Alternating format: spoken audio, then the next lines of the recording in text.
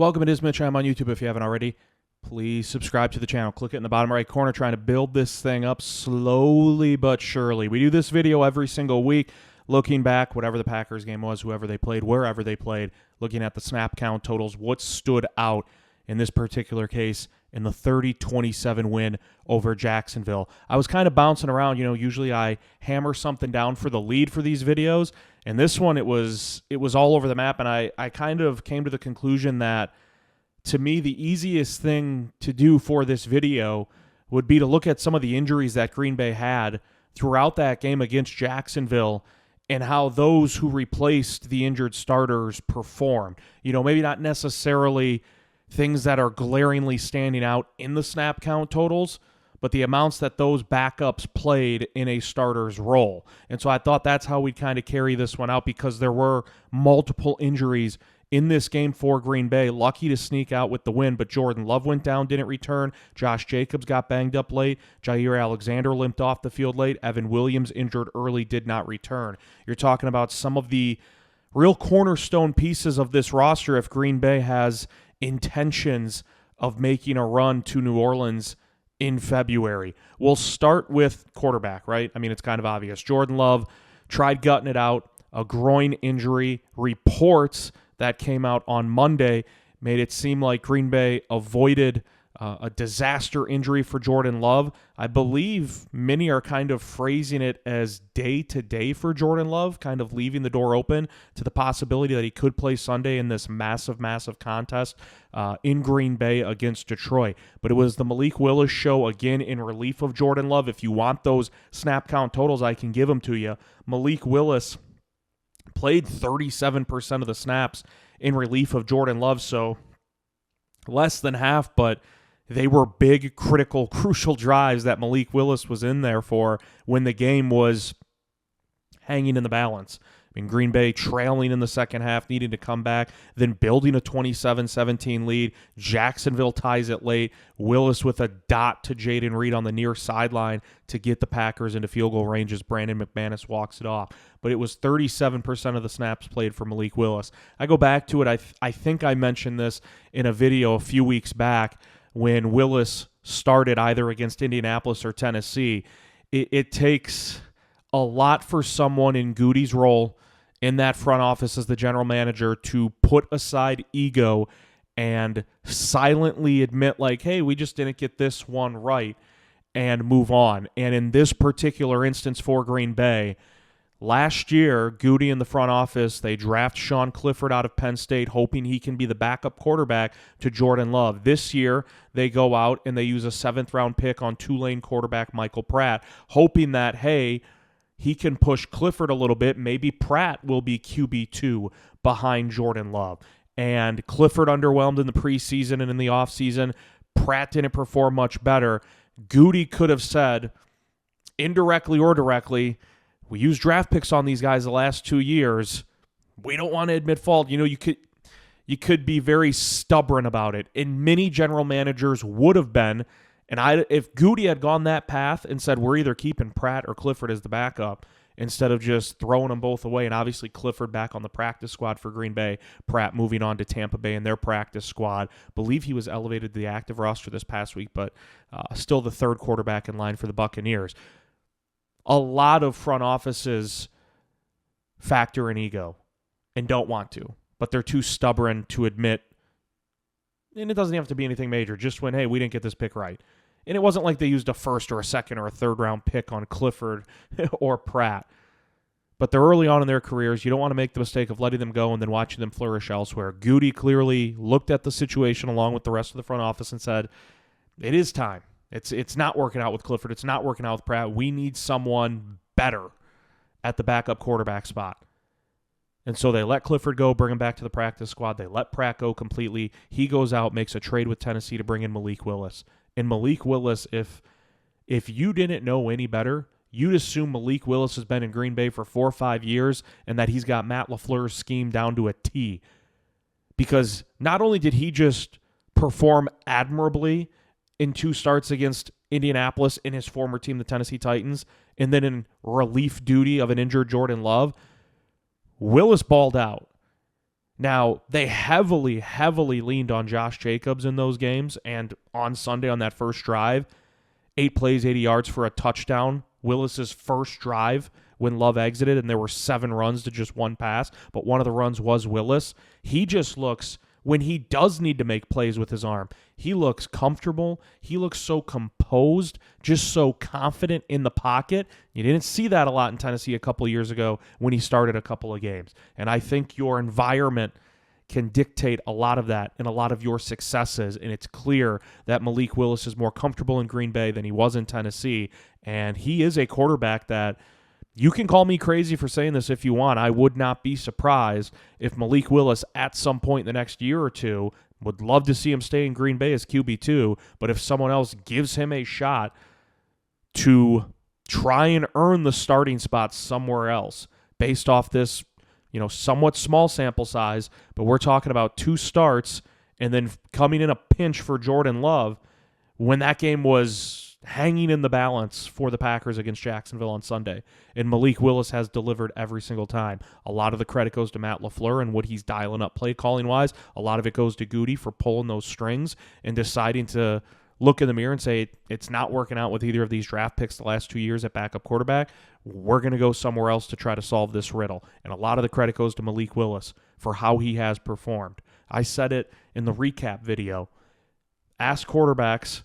Some of them will say the toughest throw is a wide receiver streaking open down the field because it seems like a layup, and it should be a layup, but sometimes those are the ones you can overthink. Sometimes those are the ones where you can try to be too precise or too perfect with the pass down the field. And Willis just put it right in the bucket for Jaden Reed in stride to get the Packers into field goal range. I can't say enough about how Malik Willis has looked and just how comfortable he's been when called upon to be the quarterback for Green Bay. Huge game on Sunday. Huge NFC North Division championship implications on the line. You want Jordan Love out there. It is not a toss-away game if Malik Willis is starting for Green Bay on Sunday. Certainly your odds decrease a little bit, and that's not a knock on Willis. It's, Jordan Love is that good, right? But this is not... Detroit might be... I know Kansas City's undefeated. Detroit might be the best or second best team in the NFL. And oftentimes, if that's the case, that's the kind of team you're playing, and you may have to roll out your backup quarterback, it's a game you punt. And you don't say that, and you don't play like that, but mentally going into it, that the odds are so stacked against you, it's going to take a small miracle. Malik Willis hasn't looked the part of a backup quarterback. He's looked the part of something greater than that for Green Bay. It won't be easy whether it's Love or Willis out there against Detroit. There is no layup against the Lions even when you're playing at Lambeau Field. Not this version of the Detroit Lions, right? But if it is Willis and his number is called on Sunday, it's going to be more difficult. But do not view it as a toss-away game for Green Bay and one that they cannot win. He has shown that much. It is Mitch. I am on YouTube. Please subscribe if you haven't already. Trying to build this thing up. Looking at snap count totals from the game on Sunday. More specifically, the injuries that occurred in that game and what was the sort of ripple effect when the backups were kind of catapulted into larger roles. You got to look at safety as well. The rookie Bullard played 86% of the snaps. We saw his snap total decrease in recent weeks when he was moved to the slot. Second-round pick out of Georgia, and Evan Williams, the fourth-round pick out of Oregon, moved to the full-time starting safety spot alongside the X-Man Xavier McKinney. Bullard, though, played 86% of the snaps against Jacksonville because Evan Williams exited not early in the first half, but in the first half after playing just 32% of the snaps for Jeff Hafley's defense.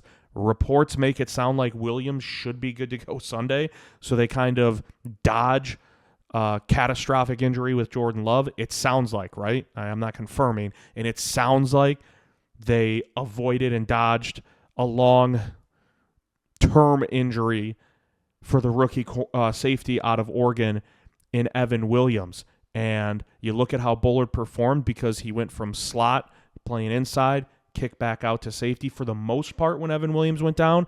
There was one, I don't want to nitpick, there was one touchdown drive that when I watched it live, it stood out glaringly. And when I went back and rewatched, it still stood out. On Jacksonville's touchdown drive in the third quarter, it was Bullard who got crossed up, and it looked like on one of the pass plays, he was just trying to guess where the wide receiver was going to go, and if that was the case, guessed woefully incorrectly. And then on the drive that was had a cherry put on top of it with a 17-yard touchdown pass to the rookie wide receiver Brian Thomas, it was Bullard in coverage and again got crossed up. And again, if he was guessing on that, guessed incorrectly. And so it wasn't, I'm not going to pick on Bullard because he's trying to get acclimated to playing the slot and playing inside for Green Bay, and then an injury forces him to go back to safety where he played heavy snap count totals the first few weeks. There is a difference right now with Bullard at safety and Evan Williams at safety, and this defense has looked better and more polished with the fourth-round pick out of Oregon playing next to the X-Man compared to the second-round pick out of Georgia. It's not a knock on Bullard. It doesn't mean he can never improve if he's called upon to play at the true safety spot, but it looked discouraging at times on Sunday in Jacksonville. And it's not just a Bullard thing. When you zoom out the microscope in this one, I don't know if this is just a coincidence. It's crazy how different the defense looked once Evan Williams left. And some of you might be like, come on. You still had Kenny Clark, Devontae Wyatt was back. You still have Xavier McKinney, and Jair Alexander got hurt late. We'll get to that, but he was out there for 97 or 98% of the snaps. Like, come on, it's a rookie fourth-round pick. I am telling you, when I rewatched it, specifically the pass defense and the urgency, it looked different, way different. Pre-Evan Williams injury to post-Evan Williams injury. Maybe it's a coincidence. Maybe Jacksonville figured something out that had nothing to do with the Williams injury.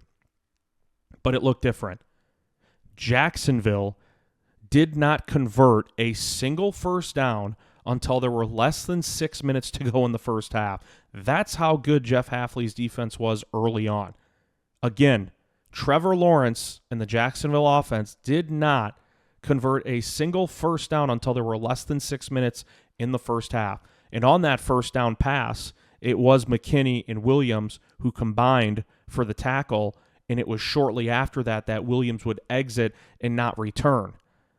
And again, I'm going to use the word, maybe it was a coincidence, but when Williams left the game, Jacksonville all of a sudden started to find holes in that Green Bay pass defense. Matt LaFleur said in his presser on Monday that when Williams left and did not return, and I forget how he phrased it, but he said it was a chain reaction is what he said. He said it appeared to have a chain reaction on the back end. And the obvious part of that is, yeah, of course, Williams is out, and Bullard was playing on the inside, and now he had to move to safety, and Nixon went from the outside to playing some of the slot. And so that's the chain reaction. But he may have been hinting at the successes that Jacksonville found in the passing game once Williams exited too. And maybe I'm crazy, but it looked a lot different. And maybe it is just one big coincidence. But this defense looks different when Evan Williams is on the field. It's true. And PFF isn't the be-all, end-all, but if you trust some of their grading models and some of their grading system, it sure in the hell would support that Green Bay is a lot better defense when Evan Williams is out there. And it looked different. So good news, it sounds like, on the injury front with him that, again, you don't know, do we take these reports as gospel or do we take them with a grain of salt? I just like to hear what Matt LaFleur has to say. Usually he's very coy about updates throughout the week at times when he's asked at pressers. But it sounds like Evan Williams should be out there Sunday, which is good for Green Bay. Mitch, I'm on YouTube. Subscribe if you haven't already. Packer snap counts. They beat Jacksonville Sunday 30-27 to move to 6-2 on the season. Mentioned Jair Alexander at cornerback. He was hurt on Jacksonville's final touchdown pass with less than 2 minutes left. The defense wasn't back out on the field after that, so Jair didn't need to be back on the field after that. He played 98% of the snaps, but he hobbled off late. The report coming on Jair Alexander on Monday said the MRI showed nothing major. He'll be monitored throughout the week. So the Packers, and if you're a Packers fan, you're leaving that game Sunday mentally thinking, escaped with a win against a team that hasn't been great this year, but All that matters is you get the W, you move to 6-2 on the season. Awesome, incredible, great. But kind of feels like a loss, right? Because what's the severity of Jordan Love's injury? What's the severity of Jair's injury? What's the severity of Evan Williams' injury? Sounds like Green Bay dodged 3 bullets on those as far as any of them being long-term injuries. There is a world, it sounds like at this moment, there is a world that exists where on Sunday, Evan Williams, Jair Alexander, and Jordan Love are all playing against Detroit, which would be phenomenal. Don't want to rush anyone back. If they're cleared, let it go, let it rip. Get them out there. But Jair's injury could have had a chain reaction, a bigger one. The chain reaction that we saw at cornerback, I mentioned Nixon moved from the outside to the slot, and Bullard moved from the slot to safety when Evan Williams went out. Well, when Nixon, who's been playing, and he played 100% of the snaps on Sunday, but he's been primarily on the outside. Hafley seems to like it, and that's all that matters. Hafley and LaFleur, in lockstep on that one, you would think. Or if there's an objection to it, Hafley would have heard about it by now. I haven't had any big gripes with Nixon on the outside. I fear it could rear its ugly head at a really inopportune time. I guess he looks more comfortable than he did a few weeks ago playing on the outside against Minnesota when he couldn't get his head turned around on a touchdown pass to Justin Jefferson, but that's Justin Jefferson, who can guard him, who is turning around and making that play. But there were a couple other ones where Nixon just didn't look overly confident playing on the outside against Minnesota. It seems to be getting better, and your other options right now would be Eric Stokes and Carrington Valentine, but then you'd be moving Nixon to the inside and taking Bullard off the field, and I think everyone wants to see Bullard on the field because, while he struggles at safety and did at times on Sunday, he's been pretty damn good playing close to the ball on the inside. But Eric Stokes played 21 snaps. Carrington Valentine played 12 after we saw what Matt LaFleur called a chain reaction when Evan Williams went down. I don't know. It's testing your depth. And if you take a couple scrolls on Twitter, a lot of people are slowly hedging towards being out on Eric Stokes. I thought at one point it looked like Carrington Valentine had jumped him on the depth chart. I was a big fan of what I saw from Valentine when he was a rookie 7th-round pick out of Kentucky last year when he was thrust into a role of kind of wearing the crown of number 1 corner for Green Bay because so many injuries had occurred and Rasul Douglas was traded to Buffalo. So you see what's going on with Jair. Evan Williams sounds like he's good to go on Sunday, so if that's the case, you have Evan Williams next to McKinney, which puts Bullard in the slot, Nixon on the outside, and then if Jair's out, it would be you would assume a rotation between Eric Stokes and Carrington Valentine.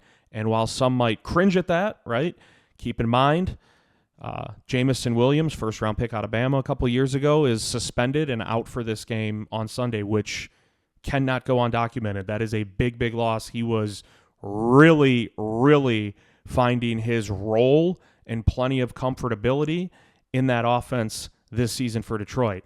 And so, like I mentioned, so much of the NFL, because it's crunched into a 17-game season, it matters so much when you play someone. Green Bay was fortunate enough to play the Rams in L.A. when they didn't have Cooper Kupp and Puka Nacua. The Vikings just played the Rams in L.A. last Thursday and lost. And Cooper Kupp and Puka Nacua were back, and they both, I won't say went off. Puka Nacua had an incredible night. Cooper Kupp had a touchdown, had a really good night. A lot of this is about when you play someone. The Packers are getting the Lions in what will only be their 2nd game to life without Aiden Hutchinson, who's out for the year with a leg injury, and it's the back end of the 2-game suspension for Jamison Williams. He only got suspended for 2. The game against Tennessee and this one against Green Bay. And so it's out of your control. You can say Green Bay just got lucky, right? Because they're playing Detroit, 2nd game without Hutchinson, 2nd game for a 2-game suspension for Jamison Williams. The flip side of that is Detroit's looking at Green Bay and they're like, is Jordan Love even going to play? And if he is he going to be hobbled? Is he going to be less than 100%? And so Detroit might be looking at it through the same prism. Like, yeah, we know we don't have Hutchinson and Williams, but how many of these guys that got banged up on Sunday for Green Bay are going to play? And if they do, are they even close to 100%? So it truly matters when you play someone, and it's completely out of your control. If you're Goody, Matt LaFleur, so on and so forth. It's how the chips fall. Who know? Like, I like to think if the Packers played the Rams a couple weeks ago and Nakua and Kupp were out there, that the Packers still would have won. But that's a vastly different offense with those two on the field compared to them not being able to play. Last spot I wanted to hit on specifically was running backs, because Josh Jacobs exited late with an apparent injury. It sounds like he's all right too. So you're talking about 4 big names, and there's a chance you see all 4 on Sunday. There's a chance you see 1, 2, or 3 of them. It sounds like out of the 4, based off what the reports said, Evan Williams was the most sure thing, but the early reports on Jacobs make it sound like he's all right too. So I would say my thoughts at this very moment are, at a minimum, you likely see Jacobs and Williams back. At the maximum, you see Jair and Jordan Love back too, which would be great. I wanted to touch on running back too because I found this notable. Chris Brooks played 17 snaps. It is a snap count video, right? Let's touch on a direct number. Chris Brooks played 17 snaps to Emmanuel Wilson's 12. I found that interesting. Brooks had 4 carries for 16 yards. Wilson had 4, I think, for 5 yards it was. I'm wondering, in the larger picture down the road, do those snaps that Brooks got on Sunday and could see against the Lions, if he outsnaps Wilson again, do those go to Marshawn Lloyd, the rookie out of USC, when he's fully ready to go and come back from injury? Because Green Bay used a 3rd-round pick on Lloyd. You don't use a 3rd-round pick on a running back unless you plan on using him at some point. Now, obviously, it wasn't a bell cow role. That's why they went out and signed and got Josh Jacobs. And they brought back Emmanuel Wilson. Aaron Jones out the door, obviously. A.J. Dillon out for the year. But I do wonder if Chris Brooks is getting 17 snaps against Jacksonville, you'd like to think when Lloyd comes back and his sheer playmaking ability would warrant him getting some snaps and some role on this offense. So I just found that somewhat interesting. Also with Brooks, I'm being somewhat facetious here, but I do wonder. Brooks gets that carry at the end of the game when Green Bay's in the red zone. Jacksonville was going to let Green Bay score. They were going to let him score a touchdown so they could get the ball back with less than a minute and try to go down the field and score a touchdown, because at that point, Green Bay was inside the 10-yard line, right? And were they inside the 5? I know they were inside the 10. But Brooks gets a carry, and Jacksonville's willing to let him score. Go watch the play. Like, Jacksonville they would have rolled out a red carpet and escorted him into the end zone if they could have. Brooks wisely laid down, kind of half slid, like right around the 2-yard line. Green Bay comes out, McManus, boom, kicks the field goal as time expires. Kind of that chess match that unravels. I'm being somewhat sarcastic, but if Braden Narvison's on this team as the kicker, does Brooks slide there, or does LaFleur tell him hey, if Jacksonville lets you score, go in the end zone? Like, it's a chip shot. It was a 20-something yard field goal, right? McManus, pumped it right through. Easy as could be, Green Bay wins, walks it off. I do wonder if Narvison's your kicker, if Anders Carlson was back as the kicker and maybe going through some hiccups, and he's been draining kicks left and right for San Francisco in 2 weeks. Did miss an extra point a couple games ago, though. If Narv Dog's still on this roster, does he tell Brooks to slide or score? Just some food for thought. Other notes, just a couple of quick things. Carl Brooks, I didn't notice this live. I noticed it when I went back and watched. Was it the second quarter? I think it was the first quarter. And it was on a 3rd down. I don't remember what the distance was. I think it was 3rd medium. Maybe it was 3rd and long. It doesn't matter.